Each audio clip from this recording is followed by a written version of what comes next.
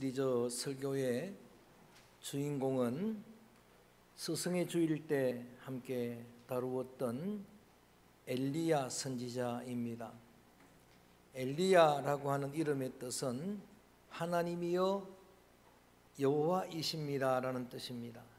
엘리 엘리라마 사막다니, 엘리 하나님이여 야라고 하는 말은 야훼입니다 라고 하는 뜻입니다. 그 이름만으로도 하나님이 야훼 되심을 증거할 수 있는 그런 훌륭한 믿음의 사람입니다.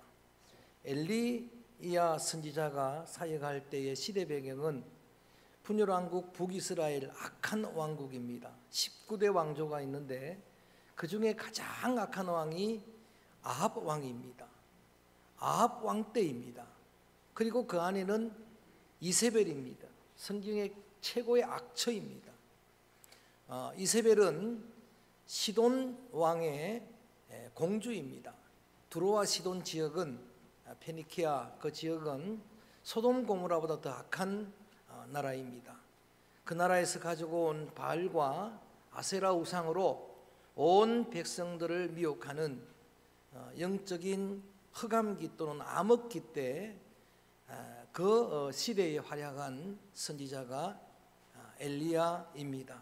난세의 영웅이 난다고 가장 위대한 선지자, 구약 성경의 가장 위대한 선지자, 그 사람이 바로 엘리야입니다.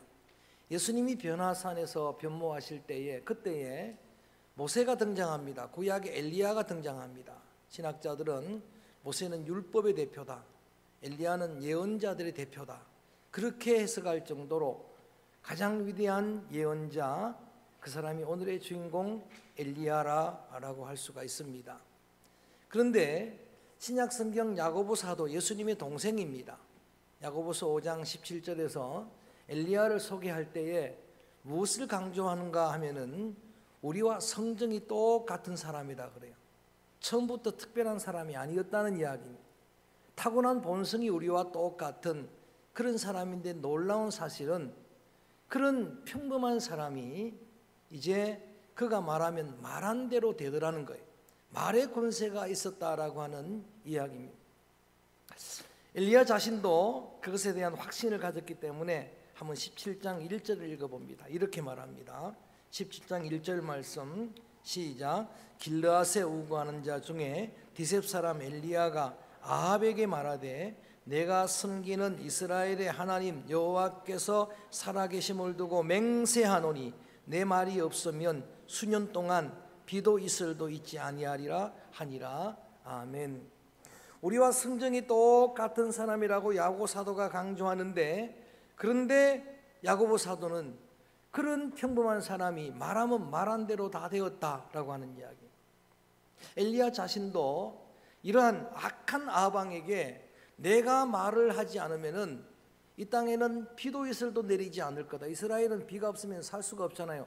1년에 2번 비 오는데, 그런데 그거 비도 내리지 않고 이슬도 내리지 않겠다라고 그렇게 말할 때에 3년 반 동안이나 비도 이슬도 내리지 않았습니다. 또 놀라운 사실은 우리 18장으로 넘어가서 보게 되면은 3년이 지나고 나서 다시 기도합니다. 엘리야가 무릎 사이에 머리를 넣고 간절한 마음으로 7번 기도할 때, 제가 이 말씀을 준비하면서 새벽 예배를 끝나고 이 강단에서 이 모양으로 기도를 하려고 무릎 사이에 머리를 쳐박아 보고 하는데 이게 정말 어려워요. 이게 요가나 해야 되는 건데, 간절한 마음으로 기도하니까 놀라운 사실은 3년 반 만에 하늘이 열리고 복된 장마비가 내렸습니다. 할렐루야. 누군가가 기도해서 그동안에 가뭄으로 농사하는데 힘들었던 박장로님과 저를 위해서 이제 하늘이 문을 열고 이제 비를 내리게 될 터인데, 야간 하늘을 닫기도 하고 열기도 하는 그런 권세가 엘리야에게 있었다라고 하는 이야기입니다. 심지어는 아합의 칼을 피해서 하나님이 지시한 그리 시냇가에 갔을 때는, 우리 한번 17장 4절도 읽어봅니다. 한번 읽어봅니다. 17장 4절 말씀 시작. 그 시냇물을 얘가 까마귀들에게 명령하여 거기서 너를 먹이게. 여러분 잘 아시는 사건인데, 그리 시냇가에 그 가뭄의 때에 시냇물도 없는 그곳에 피해서 숨어 있을 때에는 하나님이 까마귀를 통해서 그를 먹이셨습니다. 여러분, 까마귀는 대지의 청소부입니다. 썩은 시체를 먹는 거예요. 독수리와 함께 그런 여러분 식욕이 왕성한 그런 미물입니다. 그래서 우리나라는 예로부터 까마귀는 흉조로 그렇게 인식을 하고 있어요. 우리 고향에서 옛날부터 전해오는 전설은 까마귀가 뒷산에 울면은 초상이 난다 그러는데, 저는 그 실제를 많이 경험했어요. 까마귀가 막 울면은 진짜 초상이 나요. 그런 까마귀, 식욕 왕성한 그런 까마귀가 이 그리시네가의 엘리야를 먹였다는 건 기적이라는 이야기, 기적의 사건이 일어났다는 이야기, 하나님이 하시니까 그렇게 되더라라고 하는 이야기.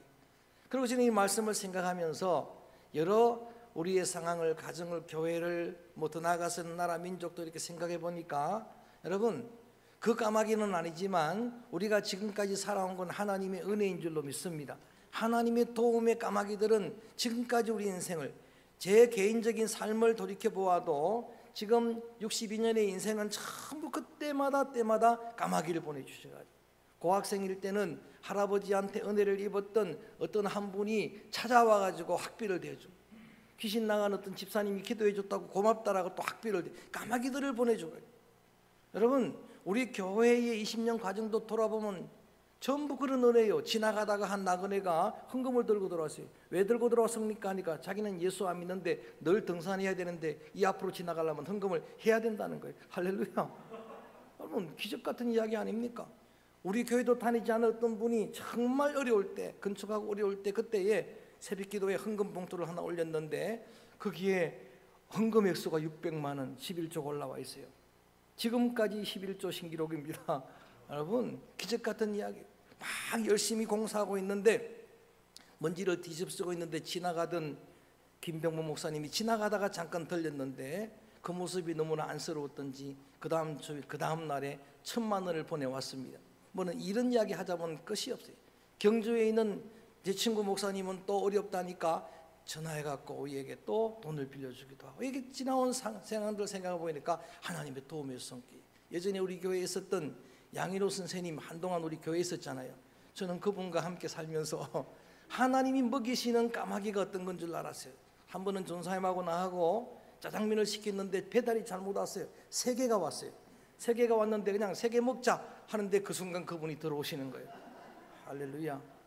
우리가 덕계에 막 신방을 가고 있는데, 신방 가는데 식사할 시간 때였어요.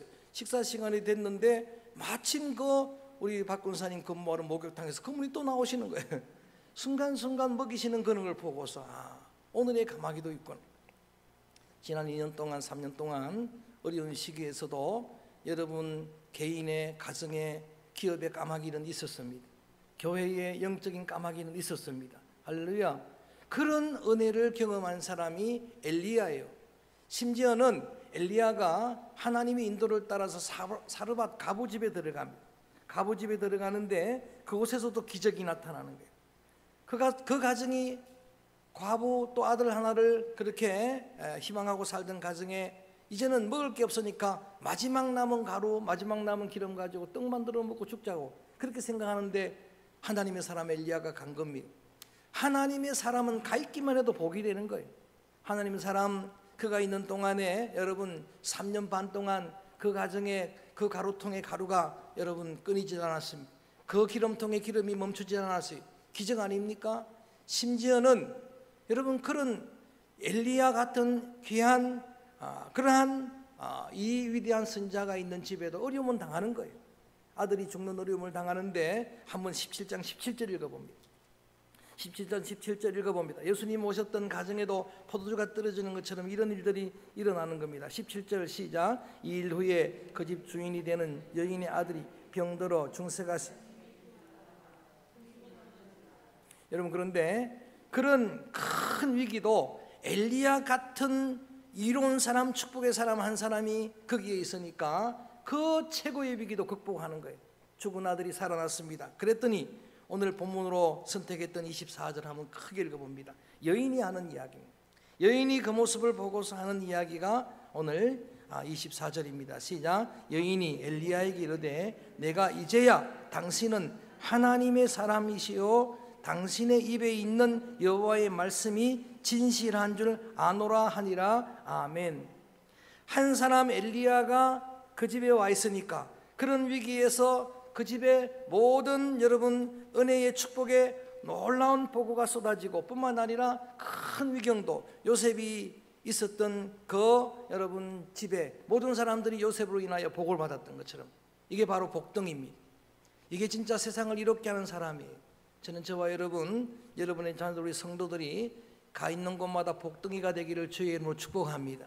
그 복을 받았던 사람들이 그 은택을 입었던 사람들이 그렇게 고백할 수밖에 없어요. 과연 그 사람은 하나님의 사람이다. 그래서 오늘 이 제목을 하나님의 사람 엘리야라고 그대로 붙인 거예요. 여인이 하는 이야기입니다. 엘리야에게 붙여준 별명이에요. 따라합니다. 하나님의 사람 엘리야. 자, 성경 속에 많은 위대한 영웅들이 있었어요. 히브리 11장에 기록된 믿음의 영웅들, 그 외에도 많은 영웅들이 있었는데 하나님의 사람이란 별명을 가진 사람은 그리 많지 않습니다. 모세를 향해서 하나님의 사람이란 별명을 붙입니다. 사무엘을 향해서 하나님의 사람이란 별명을 붙입니다. 다음 시간에 하게 될 엘리사를 향해서도 하나님의 사람이란 별명을 붙입니다. 신약 성경에는 한 사람이에요. 디모데를 향해서 믿음의 아버지 바울이 편지 쓸 때 너 하나님의 사람이라고, 감동적인 이름이에요. 여러분, 장로, 목사, 집사 이런 직분이 아니라 우리의 새로운 별명, 이름이 이랬으면 좋겠어요. 당신은 하나님의 사람입니다. 얼마나 복된 이름인가요? 여러분, 하나님의 사람이라고 하는 이 제목을 우리의 마음에 묵상하고 기도할 때 하나님의 사람으로 여러분이 서게 되면은 그 사람이 복덩이가 될 수밖에 없어요. 엘리야 사건의 클라이막스는 여러분 18장에 나오는 갈멜산 사건이에요. 오늘 때마침 찬양도 영적으로 통해서 이 찬양을 불러주셨는데 요즘 여러분이 기도 제목을 내거나 찬양을 할 때 보면은 서로 우연한 일이지만 이렇게 소통, 영통될 때가 있어요. 여러분, 갈멜산 사건, 그 사건이 무슨 사건입니까? 하나님의 사람 엘리야가 하나님이 상천하지의 유일한 야훼, 그 이름처럼 하나님이여 여호와이십니다라는 사건을 보여주려면 기적이 나타나야 된다는 거예요. 자신의 목숨을 거는 겁니다. 그래서 바알 아세라 선지자 850명과 엘리야 한 사람에게 영적 전투하는 장면이 갈멜산 장면입니다. 영적 전투 장면이 여러분 상식적으로 이길 수 없어요. 1대 850입니다. 가끔 남자들끼리 이야기하다 보면은 자신의 무용담을 그렇게 자랑하러 나고 7대1로 이겼다 그래요. 13대1로 이겼다 그래요. 근데 알고 보면 나중에 전부 13쪽에 들어가 있더라고 보니까 7쪽에 들어가면서 큰 소리를 치는 건데 이길 수가 없어요. 그리고 850명 지금 왕의 후원을 받고 왕비 후원을 받는 그 선지자들이 그렇게 부르짖어 기도하는데도 불이 내리지진 않아요. 여러분, 그렇게 자기의 몸을 상하면서도 부르짖는데도 불이 내리지질 않는데 엘리야 한 사람입니다. 근데 그는 큰 소리로 기도하지도 않아요. 백성들을 영적으로 돌이키고 18장에서 보면은 여호수아가 그랬던 것처럼 결단시킵니다. 언제까지 바알과 하나님 사이에 머뭇거리겠느냐? 그러고 난 다음에 하나님이 여호와가 되심을 이제 보여주겠다라고 말하면서 뭐라고 기도하는가 하면 하나님이 여호와이심을 보여주시옵소서. 하나님의 영광을 위해 간단하게 기도합니다. 작은 소리로 기도합니다. 그 다음에 또한 중요한 기도가 뭔가 하면은 내가 하나님의 사람인 걸 보여주십시오. 내가 하나님의 사람인 걸 하나님이 증명해 보여주십시오. 18장 38절입니다. 18장 38절 크게 한번 읽어봅니다. 시작. 이에 여호와의 불이 내려서 번제물과 나무와 돌과 흙을 태우고 또 도랑의 물을 핥은지라. 아멘. 이게 그야말로 엘리야의 갈멜산의 불입니다. 성령의 불을 내려 주옵소서라고 그렇게 여러분 찬송도 드렸는데 저는 불의 위력을 잘 압니다. 며칠 전에 밀양에 산불이 났죠. 때마침 제가 그 앞을 지나가고 있었어요. 여러분, 그 아까운 그 수목들이 단 순식간에 불타오르는데 불기둥, 연기기둥, 구름기둥을 동시에 봤어요. 저는 소멸하는 불이에요. 근데 하물며 성령의 불, 하늘로서 내려온 불은 어떻게 하겠습니까? 여러분, 오늘 찬양대가 뜨겁게 기도했던 찬양했던 이 찬양의 기도의 간구의 내용대로 저는 오늘 찬양을 들었던 여러분 심령에, 여러분 가정에, 우리 공동체 가운데 여러분이 기도 제목으로 지금 내어놓는 기도 제목처럼 성령의 불이 부어지기를 주의 이름으로 축원합니다. 불같은 성령이 임하게 되기를 축원합니다. 그래서 다시 한번 회복의 부흥의 은혜를 교회와 성도들이 맛보게 되기를 주의 이름으로 선포합니다. 할렐루야. 성령의 불은 소멸하는 불입니다. 우리 속에 쓴 뿌리를 다 살라버리는 불이, 우리 속에 남아있는 불순물들을 다 태우는 불입니다. 이사야의 입술을 정하게 한 불입니다. 성령의 불같은 역사가 우리들 가운데 충만하게 내려지기를 주의 이름으로 축원합니다. 그래서 모든 백성들이 상천하지에 하나님 그분만이 야훼시다라는 것을 알았습니다. 자, 이 정도가 되면 이제는 승승장구 계속 그 일이, 여러분 그 삶이 시온의 대로처럼 열려야 하는데 여전히 어려움은 남아있는 거예요. 천하의 이런 대승리를 경험하고 850명의 원수들을 다 척결시키고 난 엘리야에게 위기가 찾아왔습니다. 그 위기가 영적 침체입니다. 여러분, 천하에 자신의 목숨을 걸고 영적으로 승리했던 그가 이세벨이라고 하는 악한 왕비의 말 한마디에 실족하는 거예요. 내일 이맘때에 내가 바알 아세라 850명 저 선지자처럼들을 죽이겠다라고 하는 말 한마디에 엘리야가 그 위협을 피해서 그야말로 광야로 도망가 버립니다. 그리고 로뎀나무 안에서 조금 전에 말했던 엘리야의 말이 맞나 싶을 정도로, 그 엘리야가 기도한 기도가 맞나 싶을 정도로 이렇게 기도합니다. 19장 4절 하면 천하의 엘리야가 그럴 수 있을까? 그럴 수 있습니다. 한번 읽어볼까요? 4절 시작. 자기 자신은 하룻길 좀 가서 함 로뎀나무 아래에서 앉아서 자기가 죽기를 원하여 이르되 여호와여 넉넉하오니 지금 제 생명을 거두시옵소서. 나는 내 조상들보다 낫지 못하나이다 하고, 자, 어제까지 큰 승리를 경험한 그가 여자의 말 한마디에, 여러분 이걸 엘리야가 했다고 믿어지지가 않습니다. 그런데 이렇게 기도하는 거예요. 하나님, 내 생명을 거두어 주옵소서. 차라리 죽었으면 좋겠습니다라고 하는, 그야말로 번아웃입니다. 탈진했습니다. 이러한 천하의 엘리야도, 야고보사도 예수님의 동생이 그렇게 증거했던 것처럼 그야말로 우리와 성정이 똑같은 사람이에요. 그도 연약한 그릇입니다. 그도 실족합니다. 여러분, 영적 침체에 빠졌습니다. 번아웃 됐습니다. 영적 침체에 빠졌던 원인들을 이렇게 분석을 해보면은 영적 교만도 한 요인이 될 수가 있어요. 물론 교만한 마음의 산말은 아니지만은 북이스라엘은 악한 시대, 가장 악한 때에 엘리야 자신은 이런 착각을 했습니다. 나만 하나님을 믿는구나, 나만 하나님을 경외하는구나 라고 생각을 한 겁니다. 또한 나만 하나님만 믿는다라고 하는 이것이 교만이기도 하지만 여러분, 이것이 부정적인 생각이에요. 그럴 때 하나님께서 뭐라고 알려주십니까? 아직도 무릎 꿇지 않는 7,000명이나 남아있다. 할렐루야. 나만 있는 게 아닙니다. 이렇게 영적인 침체에 이런 요인으로 빠져 있었을 그럴 때에 여러분, 그 위기의 로뎀나무는 끝이 아니었습니다. 과정일 뿐입니다. 마침표가 아니었습니다. 하나님이 그 엘리야의 기도를 들으시고 하나님께서 그를 정죄하거나 비판하지 않았습니다.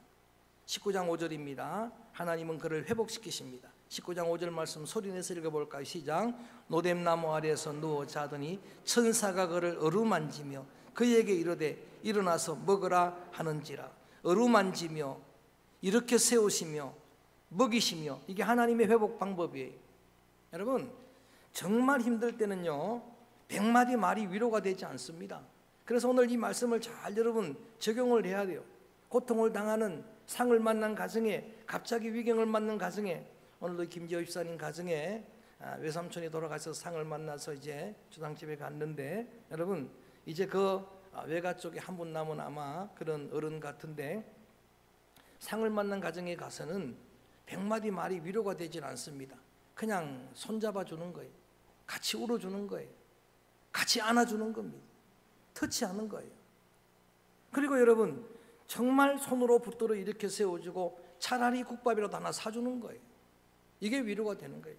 예수님도 자기를 배반한 제자들, 낙심한 제자들을 먹이셨잖아요. 그렇게 해서 일으켜 세워서 새 힘을 얻으니까 성경을 계속 읽어보면은 힘을 얻어서 번아웃 됐던 엘리야가 회복됩니다. 그리고 40주야를 달려가는데 피곤치 않습니다. 하나님 산 호렙까지 가는 거예요. 하나님 산 호렙에 갔는데 드디어 하나님께서 그를 회복시키신 다음에 소중한 사명을 주시는 거예요.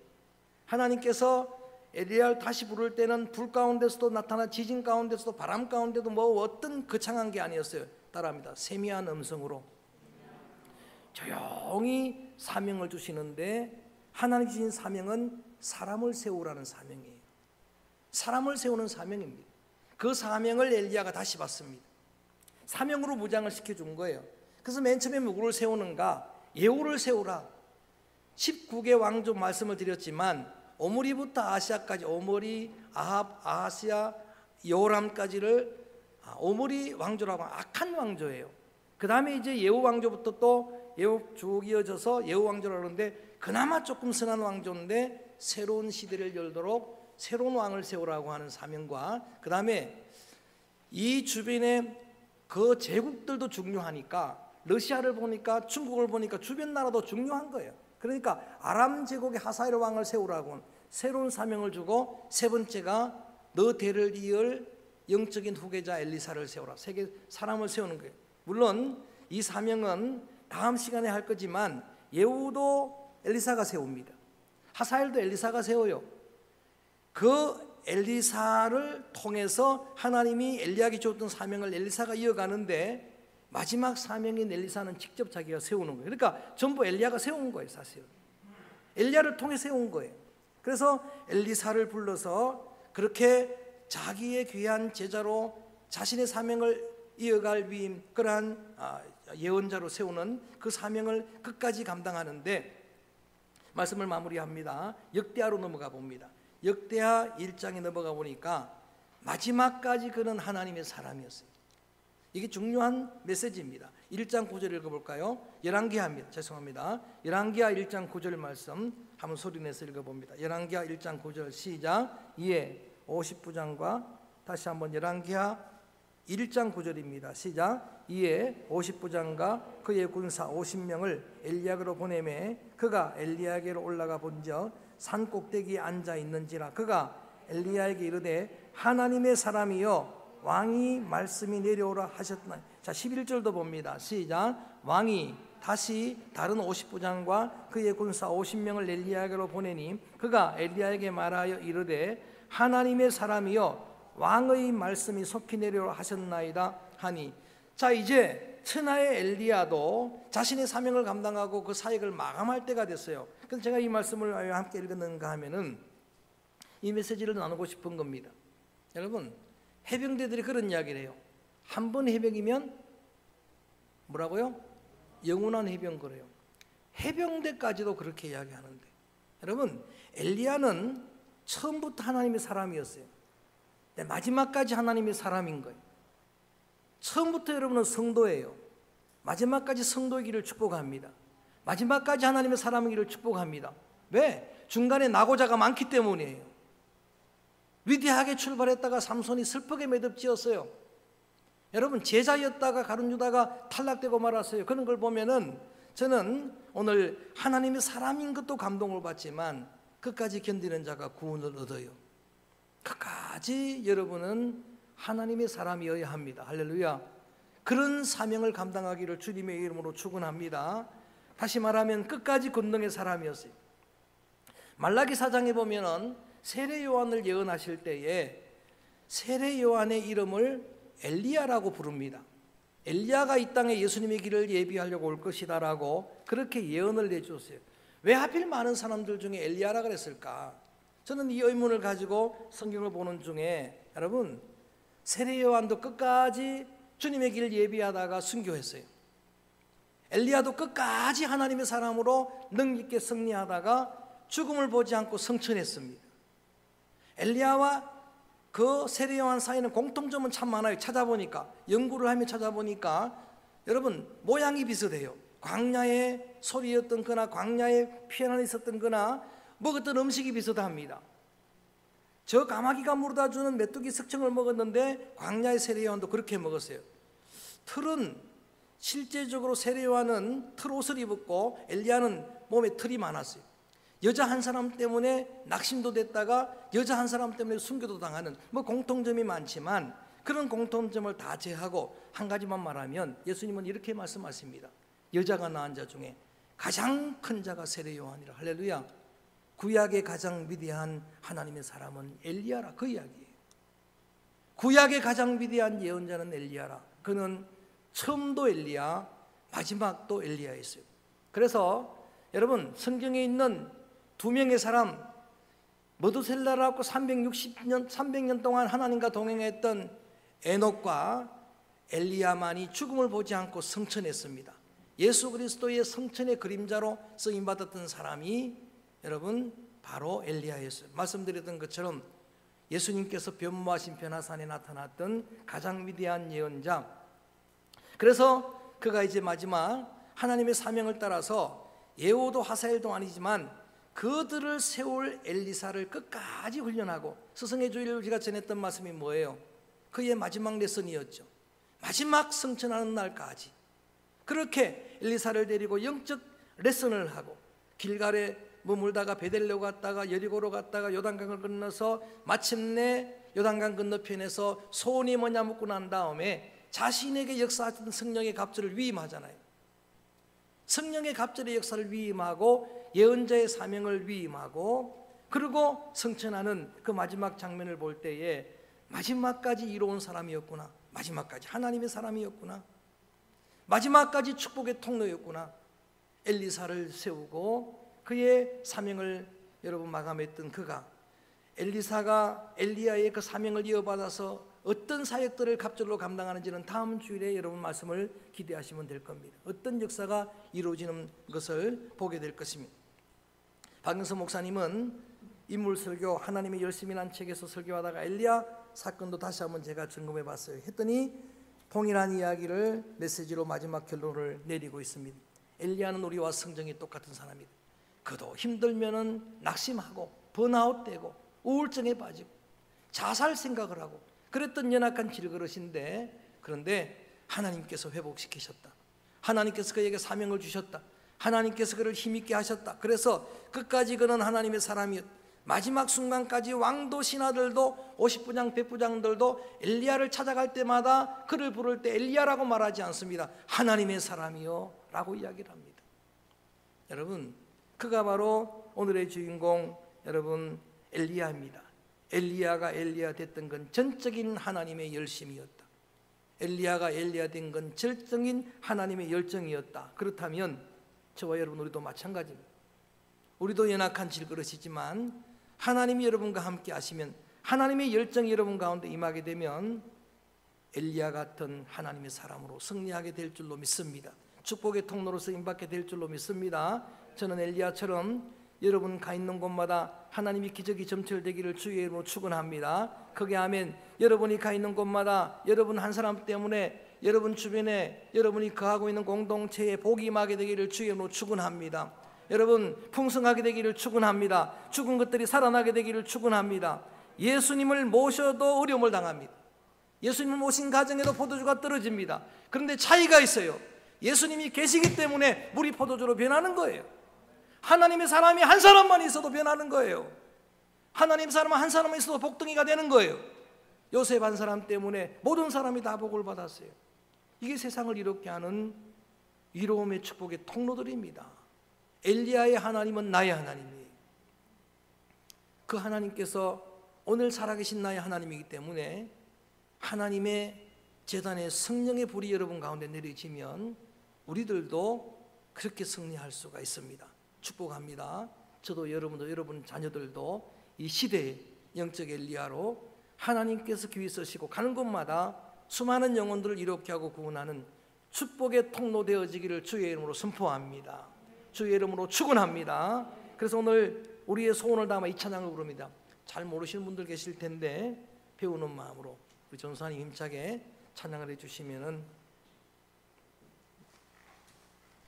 하나님의 사람이 어떤 복된 사람인지를 가사를 통해서 다윗과 요나단의 찬양 함께 부르도록 하겠습니다. 당신은 하나님의 사람입니다.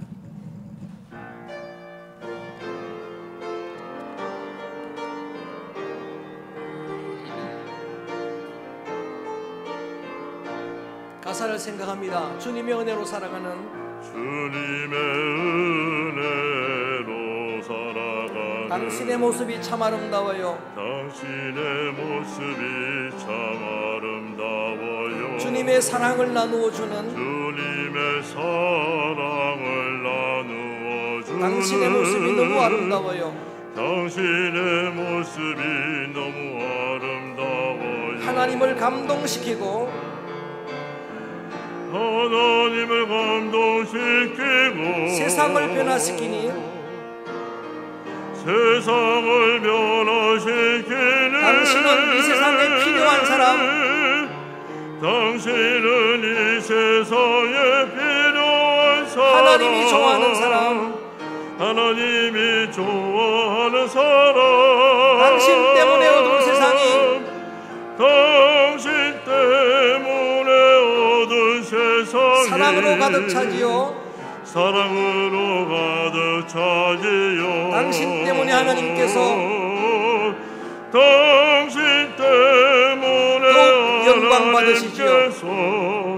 또 영광 받으시지요. 말씀에 순종하며 살아가는 말씀에 순종하며 살아가는 당신의 믿음이 참 아름다워요.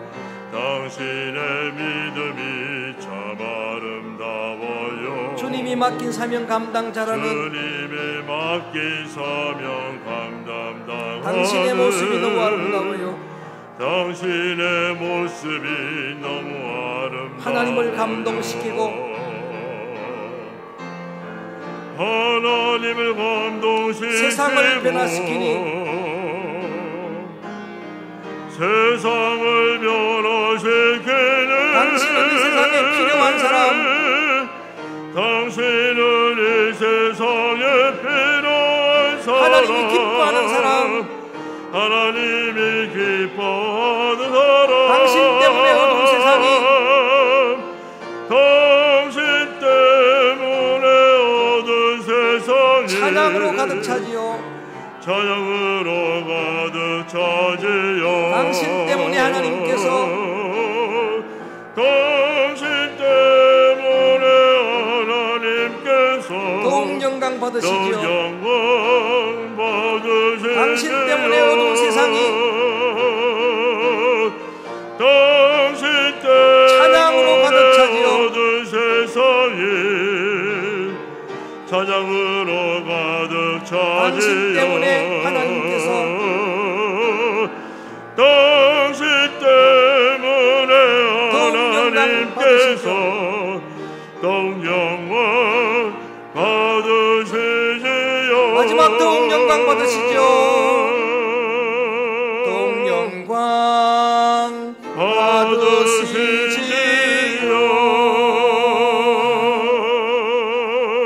가슴에 손을 얹습니다.